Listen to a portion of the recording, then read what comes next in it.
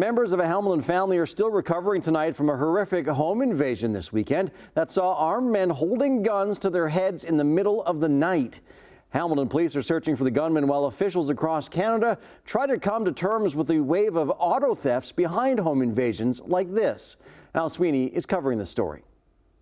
People on this quiet street in Dundas are shaken by what happened here in their neighborhood early Saturday. We were asleep, obviously, and we heard a bang. So when we found out about what had happened the next day, we assumed that we had heard the door being kicked in. The family at the center of this home invasion didn't want to go on camera, but they told us that at about 4:30 Saturday morning, their security camera caught a pickup truck driving by the house 6 times. The pickup stopped and 4 men with guns broke into the house. They did something to the family dog and took it out of action. The family isn't sure what. The thieves then held guns to the heads of 2 adult children who were at home and tied them up.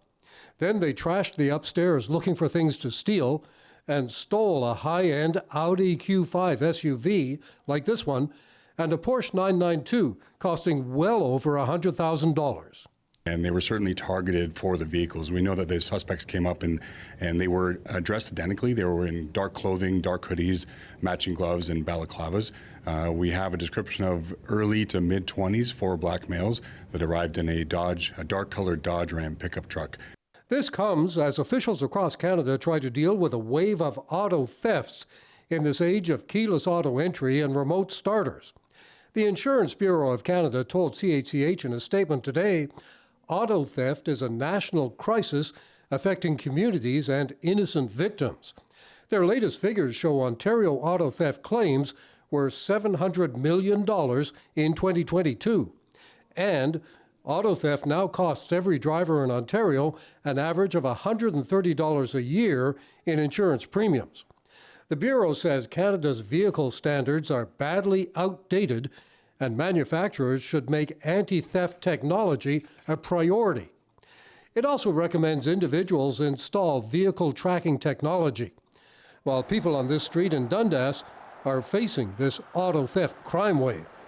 Yeah, it's scary. Scary. I had to check my doors twice last night because I was a little freaked out. It's scary. It's very, very scary, and we feel terribly for the family that was affected by this. The family is certainly traumatized. This is not something they would expect to deal with, having guns pointed at them in the vehicles. So provincial and national officials are trying to deal with these auto thefts. There's an auto theft summit coming up in Ottawa on Thursday with police, government, and industry officials meeting to find ways to fight this crisis. Adam. Now the people in the house are clearly traumatized, but how is their dog doing now? Well, Adam, the family says the people who are in the house may not get over this anytime soon. As far as the dog goes, when we talked to the family today, they couldn't say what the gunman did to the dog, but said it was still showing signs of something being wrong. Adam?